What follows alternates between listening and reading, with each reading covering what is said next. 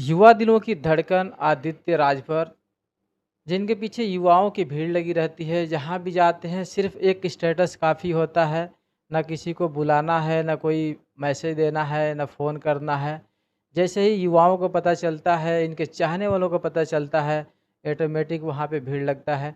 बहुत सारी जगह पे ये भी देखा गया है कि जितनी घटनाएं घटती हैं, भले कोई नेता पहुँचे न पहुँचे, लेकिन आदित्य राजभर उस जो पीड़ित परिवार होता है उसके पास पहुँचते हैं और जो एक संवेदना व्यक्त करनी चाहिए वो व्यक्त भी करते हैं, और आर्थिक सपोर्ट के तौर पे भी आर्थिक सपोर्ट भी करते हैं। बहुत सारे नेतागण होते हैं जो कि एक दिखावा करते हैं और ये दिखाते हैं कि हमने इतना हेल्प किया, लेकिन इनके द्वारा देखा गया है कि जो भी हेल्प होते हैं इंटरनली होते हैं और बिना बताए, बिना सोशल मीडिया पर दिखाए हुए किया जाता है। आइए हम मिलते हैं आदित्य राजभर जी, जो कि युवा दिलों की धड़कन है। स्वागत है आदित्य जी। बहुत बहुत धन्यवाद। नमस्ते। आप सभी के चरणों में, पवित्र चरणों में सर रख के प्रणाम करता हूँ, जितने भी हमारे माँ बहनें देख रही हैं, और सभी बड़े व छोटे भाइयों को महादेव जय श्री राम। जी।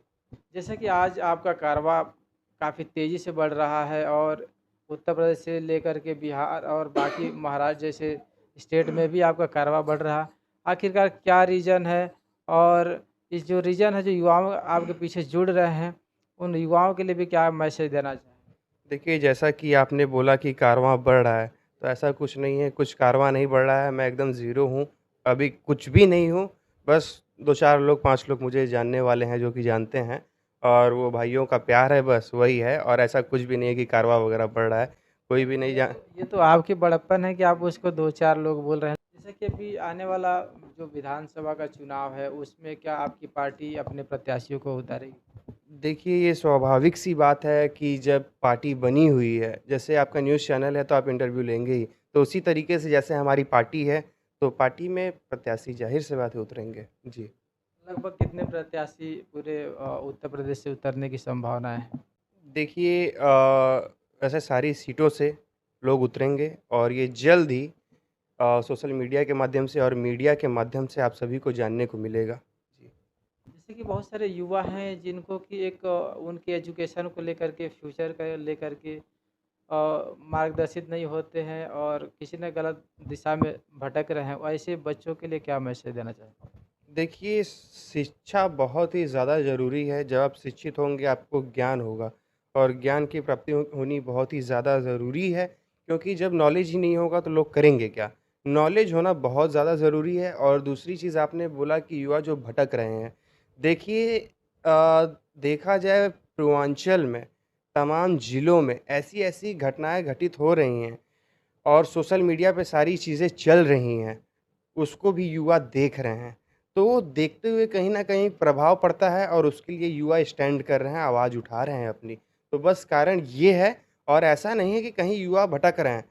अब ये तो नेताओं का कहना होता है, नेताओं की बोली है ये कि देखा कुछ लोग आ गलुअन युवा के भटकावत नहीं, हुआ। मेरा कहने का मतलब ये है कि जैसे जो युवा वर्ग है, तो पढ़ाई को पूरा कंप्लीट नहीं कर रहा और बीच में ही जॉब पे या फिर रोजी रोटी की तलाश में लोग छोटा मोटा काम चालू कर देते हैं, ऐसे लोगों के लिए। आपने बातें ही काट दी मेरी। सबसे बड़ी चीज़ क्या है कि जो कि हमने बोला कि ये नेताओं वाली बात थी कि युवा भटक रहे हैं। अब सबसे बड़ी चीज़ है कि युवा पढ़ना चाहता है, लेकिन कौन-सा ऐसा नेता है, कौन-सा क्या है, यहाँ पे अगर उन लोगों को काम करने का, बेरोज़गारी भी जो है, आप अब यही बोलेंगे कि शिक्षित होंगे तभी आपको रोज़गार मिलेगा। शिक्षित भी लोग हैं, लेकिन क्या है कि घर की परिस्थितियाँ जो आ जाती हैं, देखिए, देखने में कुछ और लगता है, महसूस करने में कुछ और लगता है।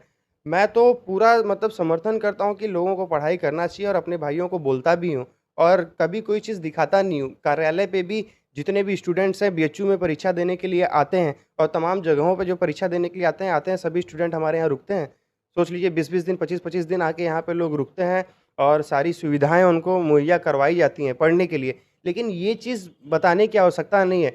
जब वो पढ़ के कुछ बन जाएँगे, आगे निकल जाएँगे, तो वो खुद बोलेंगे कि नहीं, भैया ने सपोर्ट किया था। तो वो वाली चीज़ है, और ये परिवार की बात है, सपोर्ट की कोई बात नहीं है। और सभी लोगों को शिक्षा की ओर ध्यान देना चाहिए, लेकिन परिस्थितियाँ ऐसी हो जाती हैं, अब घर पे कोई कुछ करने वाला है नहीं। अपनी माँ-बहन, बेटियों को भी देखना है। इस कारण से आदमी बाहर निकल जाता है कमाने-खाने के लिए, बस ये है। लेकिन आने वाले समय में देखा जाए तो आने वाले समय में ये चीज़ें भी बदलेंगी बहुत ही जल्द। जब भी आपने पूछा अभी राजनीतिक बात, प्रत्याशियों की बात, हमारे प्रत्याशी सभी गरीब परिवार के होंगे, युवा वर्ग के लोग होंगे, बुजुर्ग होंगे, जो गाँव का एक वरिष्ठ बुजुर्ग होते हैं, वो हमारे प्रत्याशी होंगे, क्योंकि वो गाँव की समस्याओं को समझते हैं। गाँव के जो बच्चे हैं वो बाहर कमाने के लिए जा रहे हैं, उसको भी वो लोग देख रहे हैं। तो जो प्रत्याशी हमारा रहेगा, वो अगर विधानसभा में आता है, तो सभी बच्चों को, गाँव के जितने बच्चे हैं, उनके विधानसभा में जितने बच्चे हैं, उनको शिक्षा की ओर आकर्षित करेगा और ले जाने का, शिक्षा की तरफ काम करेगा। और रह गई परिवार सँभालने की बात, तो हमारा एक विधायक ही परिवार सँभालने के लिए काफ़ी है। जी। बहुत बहुत धन्यवाद। तो ये थे आदित्य जी, जो कि युवाओं के फ्यूचर को लेकर के इन्होंने एक मैसेज दिया। मिलते हैं अगले वीडियो में, तब तक के लिए जय हिंद, जय भारत।